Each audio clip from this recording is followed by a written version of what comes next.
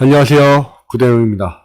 오늘은 대표님들한테 구매대행 초보자를 위한 성공 가이드에 대해서 한번 이야기를 해볼까 하는데요. 온라인 구매대행으로 돈을 벌기 위해서 대표님들이 과연 어떻게 해야 될까에 대한 고민들을 많이 아실 것 같아서 이렇게 영상을 찍고 있습니다. 이 글은 제가 앞으로 공부하면서 영상들을 찍으면서 이렇게 블로그 포스팅을 해볼까 생각을 하고 있어서 한번 이렇게 만들어 본 건데요. 보시는 게 괜찮다고 하시면 앞으로 계속 이런 식으로 영상을 만들어 보도록 하겠습니다. 구매대행 초보자를 위한 성공 가이드. 구매대행은 초기 자본이 적더라도 누구나 쉽게 할 수 있는 온라인 사업입니다.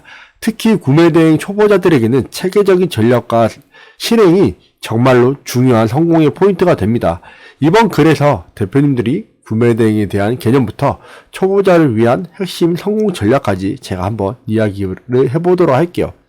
구매대행으로 돈 버는 모든 것들을 한번 이야기를 해볼까 합니다. 구매대행은 원래 원하는 상품을, 고객들이 원하는 상품을 제가 대신 구매를 해주는 서비스업입니다. 그렇기 때문에 저희는 온라인 구매대행은 판매자이긴 하지만 저의 서비스를 판매하는 것이지 저의 상품을 판매하는 것이 아니라고 생각을 하셔야 합니다. 구매대행이 원하는 제품을 원래는 해외에서 판매하거나 국내에서도 하고 있는 것들이 있는데 저희는 해외 구매대행에 관련된 영상을 주로 올리고 있습니다. 재고 부담이 없다라는 가장 큰 장점이 있고 그렇기 때문에 리스크가 최소화할 수 있다라는 장점이 존재합니다. 초기 자본이 적어도 시작이 가능하고 스마트도어나 쿠팡 같은 플랫폼을 통해서 누구나 다 쉽게 판매를 할 수 있죠. 판매를 할 수 있다, 시작할 수 있다는 맞지만 그렇다고 해서 저걸 통해 쉽게 돈을 벌 수 있다는 아니라는 거 아셨으면 좋겠습니다. 구매대행 초보자를 위한 성공 전략에는 어떤 것을 판매하실지가 굉장히 중요합니다. 무엇을 판매할지 고민이 되는 분들이 트렌디한 상품들, 고객들이 필요로 하거나 유행하는 상품이라고 보시면 되겠죠. 이런 트렌디한 상품들에는 시즌성 아이템들이 있을 거라고 생각을 합니다. 그리고 경쟁력이 있는 아이템, 경쟁이 적고 독특한 제품의 성공 확률을 높인다 라고 이야기를 했는데요. 여기는 아예 우리나라에 출시되지 않은 신제품일 확률이 높다고 생각하시면 좋겠습니다. 마진이 높은 상품, 상품의 구매 가격과 판매가의 차이를 통해서 안정적인 수익을 확보할 수 있는데요. 마진이 높은 상품 같은 경우는 국내에서는 발매가가 높은 애들, 해외에서는 발매가가 낮은 애들이 도움이 많이 되겠죠. 상품을 어디에서 구매를 할 것이냐. 구매대행 초보자들에게는 신뢰할 수 있는 공급처가 굉장히 중요한데요.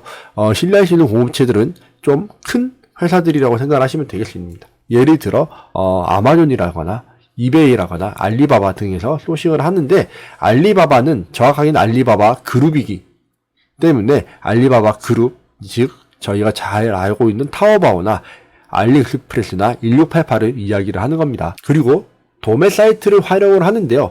여기에는 대량 구매 시 추가 할인 혜택들이 있다라고 나와 있는데 이것은 국내에 해당되는 부분이고 해외 구매 대행의 경우에는 저렇게 대량으로 구매를 해놓으면 불법이 됩니다. 그렇기 때문에 절대로 하시면 안 되겠습니다. 테스트 구매는 대표님들이 상품을 한번 구매를 해서 확인을 하시고 이 상품을 구매하신 다음에 이걸 가지고 썸네일이라거나 사진들을 찍어서 예쁘게 상세 페이지를 만들 수도 있겠죠. 이게 중국 구매 대행을 하는 수동 중국 구매 대행 셀러들의 가장 기본적인 세팅을 값이 되셨어야 합니다. 어떻게 노출을 늘릴까? 구매 대행 사업에서 상품의 노출을 늘리는 방법은 여러 가지가 있을 텐데요. 키워드 최적화를 통해 키워드를 제목에다가 잘 넣어서 만드는 방법이 가장 일반적이고요. 그 다음에는 리뷰들을 잘 관리를 하는 것들도 노출에 도움이 된다라고 네이버 SEO에는 나와 있기는 합니다. 그리고 효율적인 광고가 되어 있는데요. 여기에 보시다시피 검색 광고를 통해서 유입을 늘리시는 방법들을 선택을 하셔야 된다는 이야기예요. 구매대행 초보자의 성공 비법은 무엇일까요? 여기에 복리법칙이라고 표현이 되어 있는데 초기에는 소규모 자본으로 시작을 해서 판매 수익을 다시 이 자본에다가 재투자를 하는 겁니다. 예를 들어서 첫 판매에서 얻은 수익금을 다시 상품에 구매를 하고 그걸 눈덩이를 굴리듯이 계속 굴려서 키워나가는 겁니다. 그래서 초반에는 한 3, 4개월 정도는 돈이 벌더라도 다시 재투자를 하는 것이라고 생각을 하시면서 하셔야지 구매 대행을 조금 빠르게 키우실 수 있습니다. 저 같은 경우는 그 돈들을 다시 생활비로 사용을 했기 때문에 조금 성장이 느린 부분들이 있었지만 레버리지라고 하죠. 저렇게 눈덩이를 굴리듯이 굴리는 게 가장 빠르게 성장할 수 있는 방법이라고 생각하시면 되겠습니다. 그리고 소세 상품에 집중. 여기에 초보자들 같은 경우는 상품군을 많이 하기보다 소수의 품질이 좋은 높은 상품에 집중하는 것이 효율적이라고 나와 있는데요. 이것은 대표님들이 아직 보는 눈이 없기 때문에 이렇게 잘 할 수 있는, 잘 알고 있는 상품들을 해보는 것도 괜찮다라고 말씀을 드리는 부분입니다. 상품군을 넓히지 않는 가장 중요한 이유에는 상품 관리가 쉽겠죠. 아무래도 내가 잘 아는 상품들만 판매하게 될 테니까요. 하지만 구매 대행을 하시다 보면 내가 잘 파는 아이템들만 잘 팔리는 경우가 발생합니다.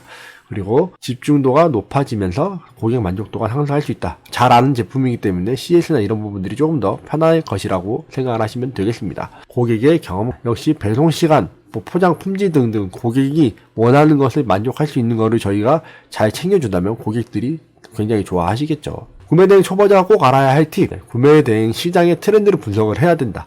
이것은 계절성 그리고 유행성 트렌드에 민감한 상품들은 단기적으로는 높은 수익을 가져다 줄 수 있다.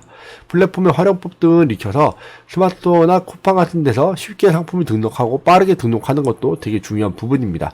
그리고 상위 노출이 될 수 있게 SEO를 잘 맞춰주는 게 굉장히 중요하기 때문에 대표님들이 이러한 부분들을 공부를 하셔야 된다 라고 생각을 하고요. 초기에는 소규모 광고를 테스트를 한다라고 되어 있는데 이것은 반은 맞고 반은 틀립니다. 초기에는 소규모 광고를 테스트를 한다라고 되어 있는데요. 이게 무슨 얘기냐면 내가 집중해서 올린 상품들의 경우에 내가 정말로 잘 팔릴 거라고 보여지는 아이템들에게는 소규모로 광고를 테스트를 해보고 잘 되면 광고비를 늘리거나 상품군을 늘리는 방법들을 선택하라는 이야기이고요. 광고의 성과를 분석한 뒤에 효율적인 캠페인에서 예산을 집중해서 시간대라든지 금액대 같은 것들을 잘 조정을 하시면 좋겠습니다. 상품 품질에 대한 정품 보증 같은 경우는 당연히 저희가 있어야지 도움이 되겠죠. 구매 대행의 장점은 재고 부담이 없고요. 적은 자본으로도 시작이 가능하고 다양한 상품군을 저희가 자유롭게 판매할 수 있다라는 게 가장 큰 장점이 될 것이고, 단점은 배송 지연과 품질 문제로 인한 클레임 등이 발생할 수 있어요. 그래서 환율 변동과 관세 규정 같은 것들을 잘 알아두시면 좋습니다. 배송 지연 같은 것들이 해결할 수 있는 CS를 잘 할 수 있게끔 준비하시는 게 좋고요. 품질 문제 같은 경우는 좋은 상품군을 골라서 해결을 하셔야 합니다. 그리고 환율 변동과 관세 규정 같은 것들은 저희가 굉장히 어려운 부분 중에 하나인데 이것을 잘못하게 되면 탈세가 되기 때문에 잘 찾아서 정리를 하시면 좋을 것 같습니다. 구매 대행으로 돈 벌기는 저희가 성공의 첫걸음이라고 적어놨는데요. 초보자로서 성공을 위해서는 정확한 상품과 선정과 신뢰할 수 있는 공급처 확보, 그리고 효율적인 마케팅이 필수고 꾸준히 학습하고 실행을 해야 되는데 멈추지 않는 것이 굉장히 중요하다는 걸 아시면 좋겠습니다. 그리고 초기의 작은 성공이 시간이 지남에 따라서 큰 성과로 이루어질 수 있고, 구매 대행으로 돈을 버는 것은 누구나 쉽게 할 수 있지만 성공은 다 하는 것은 아니라는 거. 그래서 꾸준한 실천이 굉장히 중요하다는 걸 아셨으면 좋겠습니다. 오늘도 영상 끝까지 시청해주셔서 감사드리고 다음 영상에서 뵙도록 하겠습니다. 감사합니다.